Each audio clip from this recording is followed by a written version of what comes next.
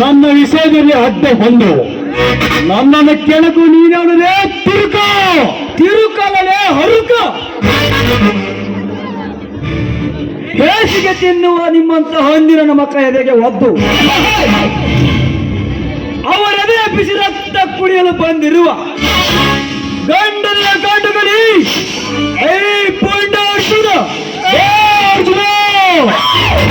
ನಿನ್ನಂತೆ ಎಷ್ಟೋ ಸೂರರಿ ಪ್ರದೀಪನ ಕೈಯಲ್ಲಿ ಬಿದ್ದು ಒದ್ದಾಡುತ್ತಿರುವಾಗ ಇನ್ನ ನೀನೇ ಉಳಿಯಲೇ ಕೋಚು ನನ್ನ ಮಗನೇ ನೋಡು, ಈ ಪ್ರದೀಪನ ಕೆಣಕಿಸಿಡದೆ ಬಿಸಬೇಡ. ಇವರನ್ನು ಬಿಟ್ಟು ಕೊಟ್ಟು ಹೊರಟೋಗು, ಇಲ್ಲದಿದ್ದರೆ ಇವಳನ್ನು ಬಿಟ್ಟು ಕೊಟ್ಟು ಹೋಗಲಕ್ಕೆ ಅವನನ್ನು ಕೈಲಾಗಲು ಹೆಣ್ಣು ಮಕ್ಕಳ ಮೇಲೆ ಕಾಮದ ಕಣ್ಣಿಟ್ಟ ನಿಮ್ಮಂತ ರಾಜ್ಯದ ರಕ್ತ ಕುಡಿದು ಪೌತ್ರನಾಗಿ ಬಂದಿರುವನು ಈ ಅರ್ಜುನ.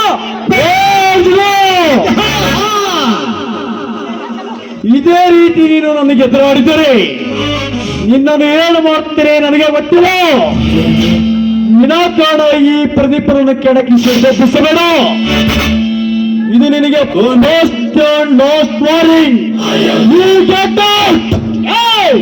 ಈ ಅರ್ಜುನಿಗೆ ಸಣ್ಣ ಕುಂಡಿ. ನೀನು ನಿಜವಾಗಲೂ ದಮ್ಮಿದ್ದ ಗಂಡಸೆ ಆಗಿದ್ದರೆ ಬಾರಲು ಪುಡಾರಿಯಾಗಿರುವ ಮೈ ಮುಟ್ಟಲು. ಪೆದ್ದರ ಮಗನೇ ಅರ್ಜುನ, ಇವಳೇನು ನಿನ್ನ ಅತ್ತೆಯ ಮಗಳು? ಇಲ್ಲ, ನೀನೇನು ಇವಳ ಮಾವನ ಮಗನ? ಮೇಲಾಗಿ ಇವಳೇನು ನಿನ್ನ ಕೈಡಿಯ ರಾಣಿಯ? ಇದೇ ನಿನ್ನ ಸೂರ್ಧನ ಎನಿಗಾರಿಕೆಯಲ್ಲಿ ತಾಕತ್ತಿದ್ದಿದ್ರೆ ಹಿಂದೆ ನೀನು ಚಿಕ್ಕವನಿರುವಾಗ ನಿಮ್ಮ ಮನೆಗೆ ಬೆಂಕಿ ಹಚ್ಚಿದ ಬಣ್ಣ ಪುಂಡರಿಗೆ ತೋರಿಸಬೇಕಾಗಿತ್ತು ಈ ನಿನ್ನ ಕಡ್ಡಿ ದೂರಾಟವನ್ನು.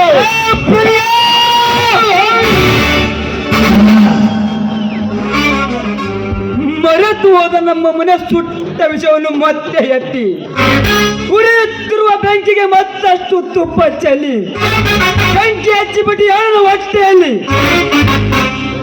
ನನ್ನ ಸೇಡಿನ ಕೆಂಡ ನಂದಬೇಕಾದರೆ ನಮ್ಮ ಮನೆಗೆ ಬೆಂಕಿ ಹಚ್ಚಿದ ವ್ಯಕ್ತಿ ಯಾರೆಂದು ಗೊತ್ತಾದರೆ ಅದೇ ಕ್ಷಣದಲ್ಲಿ ಆ ರುಂಡವನ್ನು ಕಡೆದು ಆ ರುಂಡಕ್ಕೆ ನಾ ಮೆಟ್ಟುವ ಮೆಟ್ಟಿನ ತರ ಹಾಕಿ ಹಿಂಡುಲಿಗಳ ಗದ್ದಲದಲ್ಲಿ ಸಿಂಹದ ಮರಿ ನಾನಾಗಿ ಬರೆದಿದ್ದರೆ ನನ್ನ ಹೆಸರು ಸೇಡಿಗಿರಿದ ಅರ್ಜುನನೇ ಅಲ್ಲ. ಇಂದು ನೀವನ್ನ ಕಾಪಾಡಿದ ಮಾತ್ರಕ್ಕೆ ನೀನೇನು ದೊಡ್ಡ ಪಾಳೆಗರನ್ನು ತಿಳಿಯಬಡದೆ ಬಚ್ಚೆ. ಇಂದಾದ ನಾಳೆ ಆದರೂ ಇದರ ಸೇಡಿ ಪ್ರದೀಪ ತೀರಿಸಿಕೊಳ್ಳದಿದ್ದರೆ ನನ್ನ ಹೆಸರು ಪ್ರದೀಪನೇ ಅಲ್ಲ. ಮಗನೇ,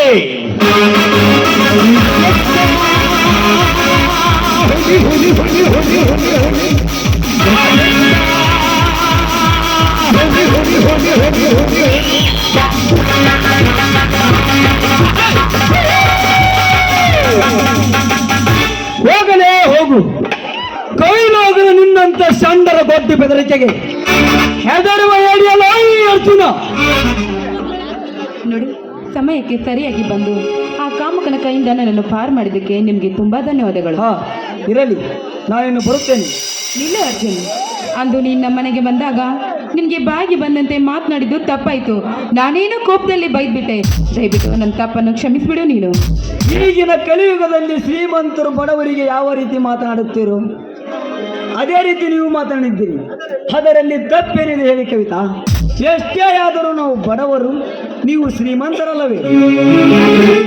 ದಯವಿಟ್ಟು ಈ ರೀತಿ ಚುಚ್ಚೆ ಮಾತನಾಡಬೇಡ ನೀನು. ಅಂದ ಹಾಗೆ ನನ್ನದೊಂದು ಮಾತಿದೆ, ಆ ಮಾತನ್ನು ನಡೆಸ್ಕೊಡ್ತೀರಾ ನೀವು? ಅದೇನಂತ ಹೇಳಿ ಕವಿತಾ, ಈ ಬಡವನಿಂದ ಆಗುವುದಾದರೆ ಕೊಡುತ್ತೇನೆ. ನೋಡಿ ಅರ್ಜುನ್, ಈ ಕವಿತಾ ನಿಮ್ಮ ಸತಿ ಆಗ್ಬೇಕೆಂಬುದೇ ನನ್ನ ಆಸೆಯಾಗಿದೆ.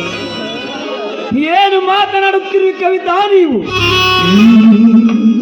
ಮಣ್ಣಿನ ಮಡಿಕೆಯಲ್ಲಿ ಊಟ ಮಾಡುತ್ತಿರುವ ಈ ಕಡುಬಡವನಿಗೂ ಚಿನ್ನದ ತಟ್ಟೆಯಲ್ಲಿ ಕೈ ತೊಳೆಯುತ್ತಿರುವ ಈ ಶ್ರೀಮಂತ ಕುಮಾರಿಗೂ